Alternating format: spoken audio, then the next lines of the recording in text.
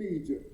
But on this day, the Lord used his great power to make you free and made you free. And you must not eat bread with yeast. Now, what he did on during the Passover, we looked at that in chapter 12, because they had to leave in haste. The bread that was in the kneading troughs was not allowed time to rise. So they took the stuff as it was, so they had to, they did not have time to let the bread rise, and they took it with them. And they used that as a sign so that in future generations you will remember this. So the Feast of Unleavened Bread, and today in the month of Abib you are leaving Egypt. This is the first day of the month. The Lord made a special promise to your ancestors. He promised to give you the land of the Canaanites, the Hittites, the Amorites, the Hivites, the Jebusites. After the Lord leads you to a land filled with many good things, the King James says, filled with milk and honey.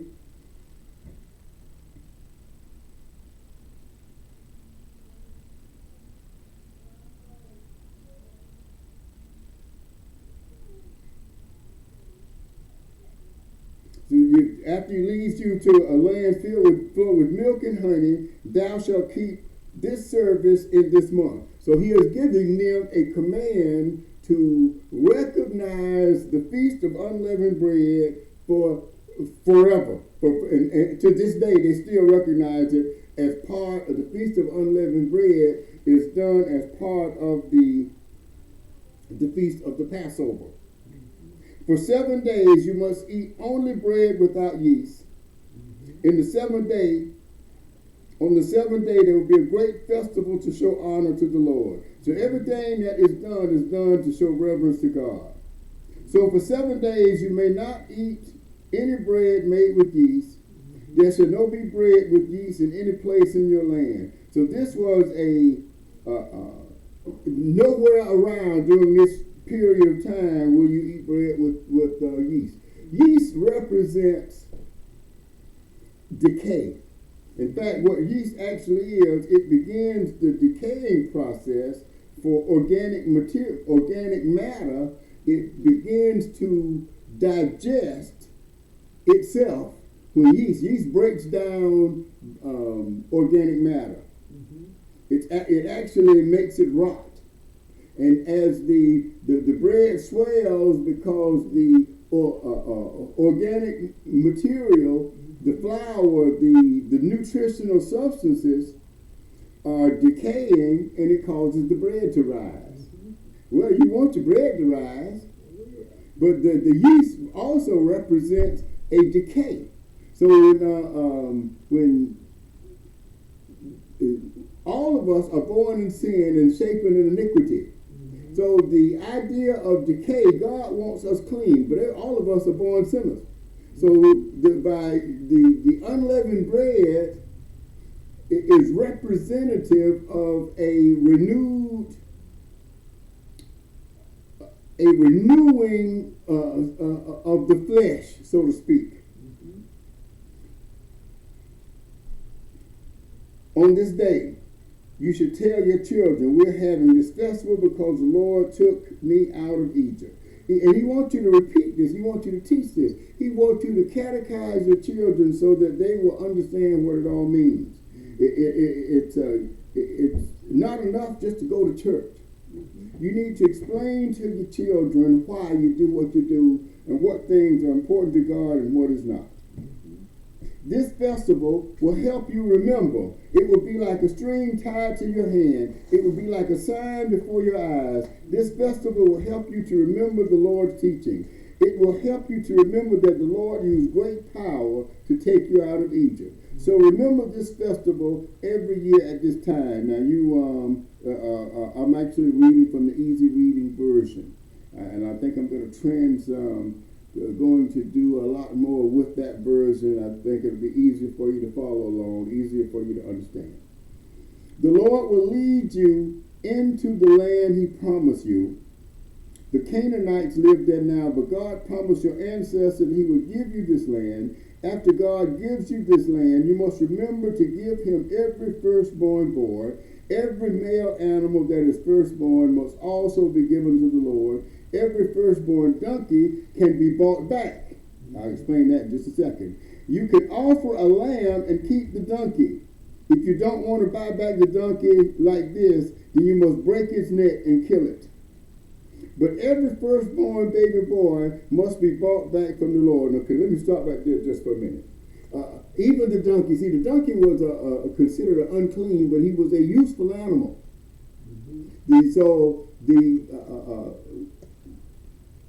Because the donkey had utility,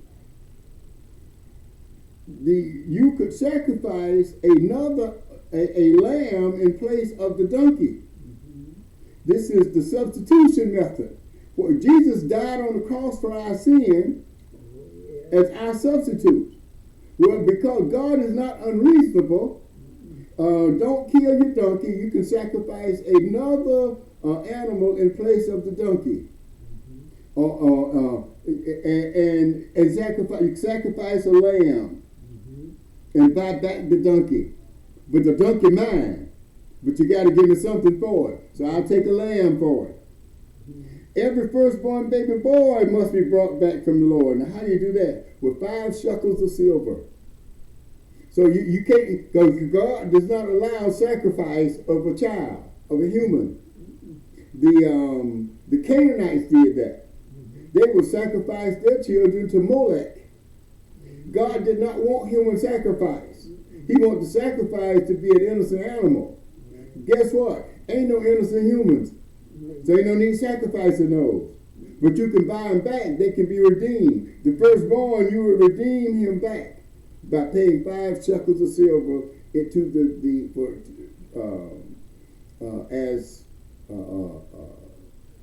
in lieu of this sacrifice.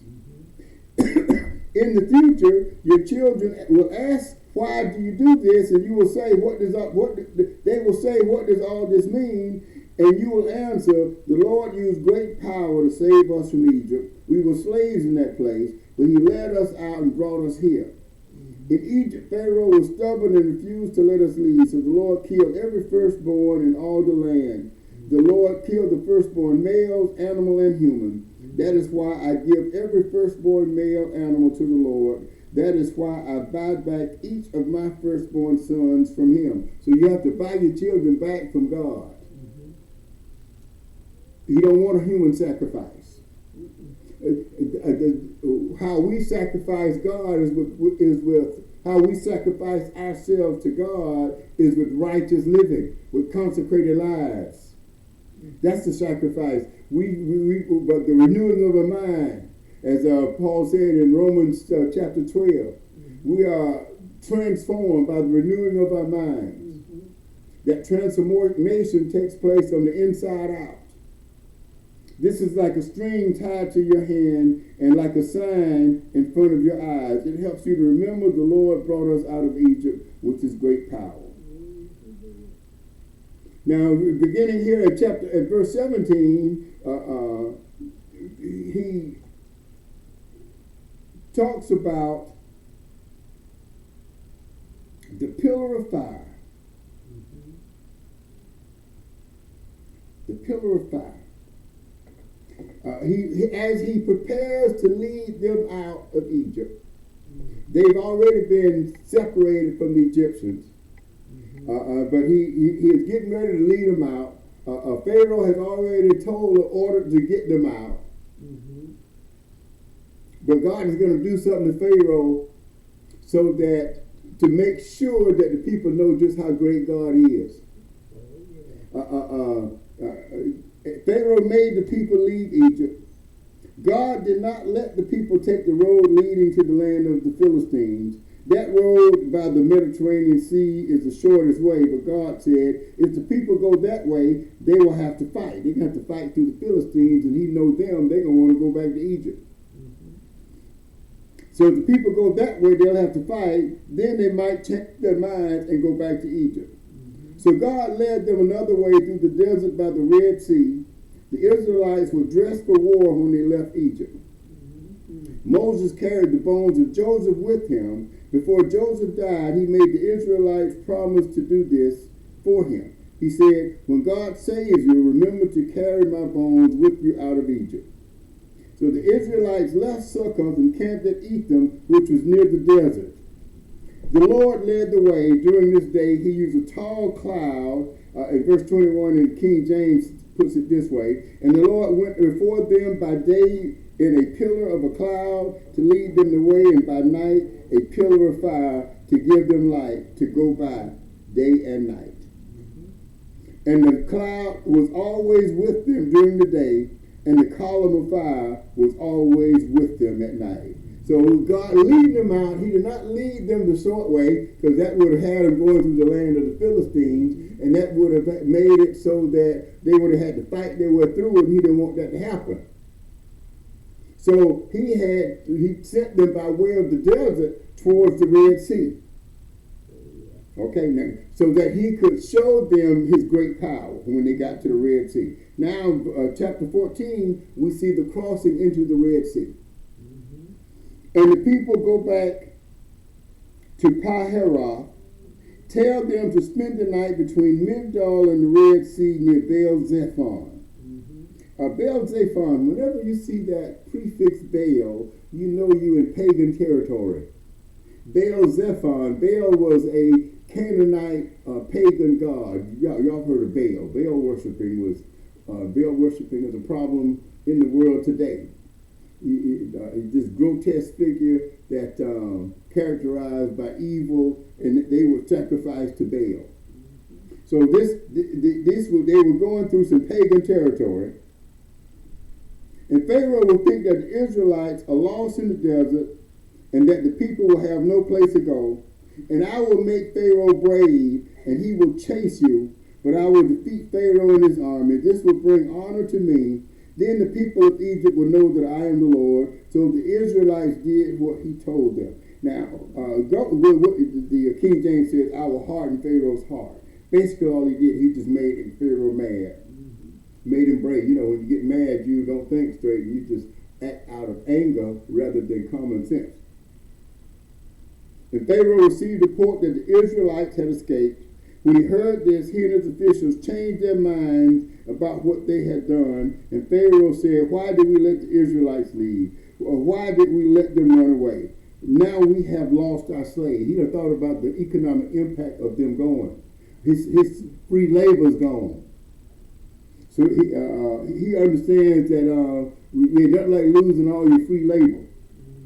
So Pharaoh prepared his chariot and took his men with him. He took 600 of his best men and all of his chariots, and there was an officer for each chariot. And the Israelites were leaving with their arms raised in victory, but the Lord caused Pharaoh, king of Egypt, to become brave, and Pharaoh chased the Israelites, and the Egyptian army had many horses and soldiers and chariots, and they chased the Israelites and caught up with them, and they were encamped near the Red Sea in Pi-Hahiroth, east of Baal-Zephon. And when the Israelites saw Pharaoh and his army coming toward them, they were very frightened and cried for the Lord for help. They said to Moses, why did you bring us out of Egypt to bring us out here in the desert to die? We could have died peacefully in Egypt. There were plenty of graves in Egypt. They loved the wine. They do that better than they do anything else. We told you this would happen. In Egypt, we said, please don't bother us. Let us stay and serve the Egyptians. It would have been better for us to stay and be slaves than to come out here in the desert and die. But Moses said, don't be afraid, don't run away, stand where you are and watch the Lord save you today. You will never see these Egyptians again. God has set it all up so he could magnify himself. He would make it so the Egyptians never bother them again. But he would also let everybody in the whole world gonna find out what he did. By the time they get to the promised land, the Canaanites will have already heard about what happened to the Egyptians, and they're gonna be afraid of them. See, when God got the thing set up so he can fight your battles for you. He make even your enemies be at peace with you. You will not have to do anything but stay calm. The Lord will do the fighting for you. That's the principle. King James said, and the Lord shall fight for you, and ye shall hold your peace. Then the Lord said to Moses, why are you still crying to me? Tell the Israelites to start moving. See, God already gave you your instructions. You need to go to work. When God tell you what to do, you're supposed to do it.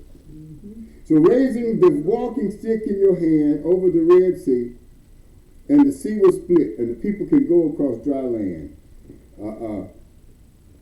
I have made the Egyptians brave, so they will chase you. But I will show you that I am more powerful than Pharaoh and all his horses and chariots. Then Egypt will know that I am the Lord. They will honor me when I defeat Pharaoh and his horses and his horse soldiers and chariots.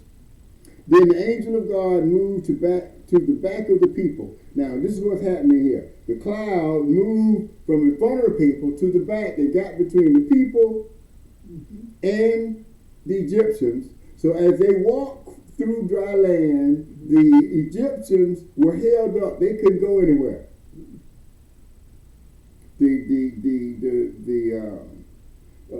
In this way, the cloud stood between the Egyptians and the Israelites, and there was light for the Israelites, but there was darkness for the Egyptians. So the Egyptians did not come any closer to the Israelites that night. And Moses raised his hand over the Red Sea, and the Lord caused a great wind to blow from the east, and the wind blew all night, and the sea split, and the wind made the ground dry. And the Israelites went through the sea on dry land, and the water was like a wall on the right and on their left. It wasn't like it was in that movie, The Ten Commandments. It took all night. In the Ten Commandments, they walked through in 10 minutes.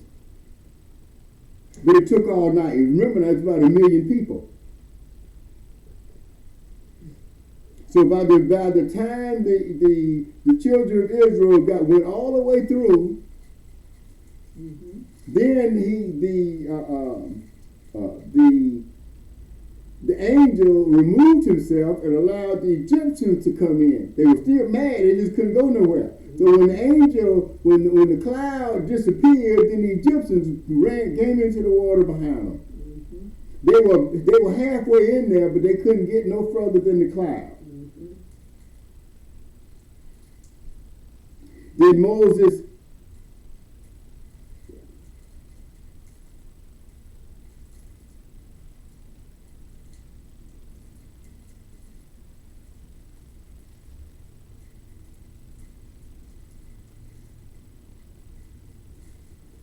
Then all of Pharaoh's chariots and horse soldiers followed them into the sea. And early that morning the Lord looked down from the tall cloud and the column of fire of the Egyptian army. Then he made them panic. And the wheels of the chariots became stuck. And it was very hard to control the chariots. And the Egyptians shouted, "Let's get out of here. The Lord is fighting against us. He is fighting for the Israelites." They realized that it was God doing that. Then the Lord told Moses, "Raise your hand over the sea to make the water fall and cover the Egyptian chariots and horse soldiers." So just before daylight, Moses raised his hand over the sea, and the water rushed back to its proper level, and the Egyptians were running as fast as they could from the water, but the Lord swept them away with the sea, and the water turned to its normal level and covered the chariots and the horse soldiers, and Pharaoh's army had been chasing the Israelites, but that army was destroyed. None of them survived. But the Israelites crossed the sea on dry land, and the water was like a wall on their right and on their left.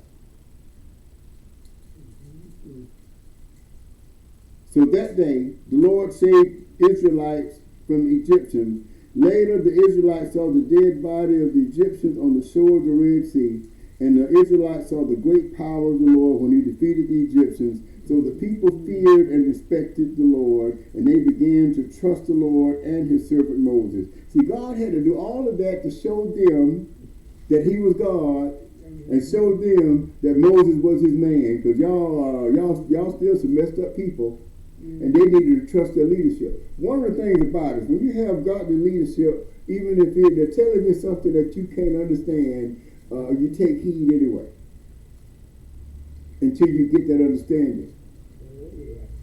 See, God will give you wisdom and understanding if you ask for it. But don't be so stiff-necked that you don't want to obey what God is saying. And King James read it this way: And Israel saw the great work which the Lord did upon the Egyptians, and the people feared the Lord and believed the Lord and his servant Moses. Brings us to chapter 15. And where we get in chapter 15 is the Song of Moses. In fact, this whole chapter, the Song of Moses, they're praising God. From verses 1 through 20, they're praising God. And if you ever read Psalms 107 and Psalms 106 and 107, we see these praises.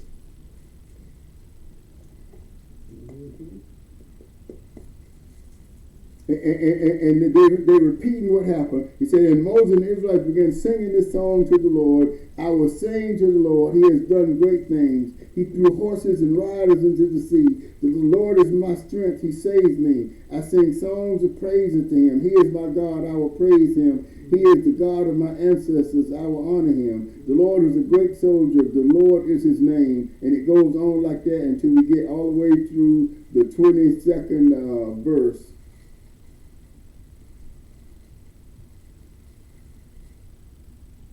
And that's where, and when we get to verse 20 says, and Aaron's sister, the woman prophet Miriam, took a tambourine. She and the women began singing and dancing. So that's how it was. After they had destroyed the Egyptians, after God had destroyed the Egyptians, all they had to do was go. All they had to do was obey. And the thing that they feared the most was taken care of. In verse 21, and Miriam repeated the words, sing to the Lord, he has done great things. He threw horse and rider into the sea. Now, when we get to verse 22, God leads them away from the Red Sea into the desert. And he's going to have to show himself large again. So Moses led the Israelites away from the Red Sea into the desert of Shur. They traveled for 3 days in the desert. They could not find any water. Then they came to Marah. There was water at Marah, but it was too bitter to drink. That is why the place was named Marah.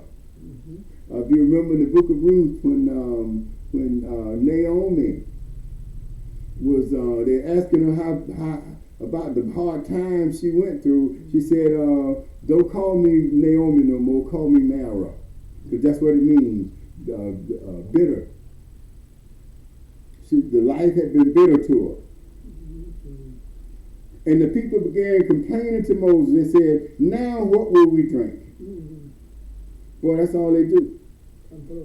That's all they do is complain to Moses. They complained to Moses, and what did Moses do? Moses went to God. And he said, Moses called to the Lord and said, and the Lord showed him a large piece of wood. Then Moses put the wood in the water, and the water became good to drink. There the Lord put in place a law and a command for him, and tested him to see if he would obey. Basically what God did, he said, I'm just put this piece of wood in the water. Now that didn't make a bit of sense. But Moses did what God told him to do. It was just a test. Guess what? We're being tested today. God gives us a word. Just do what the word says.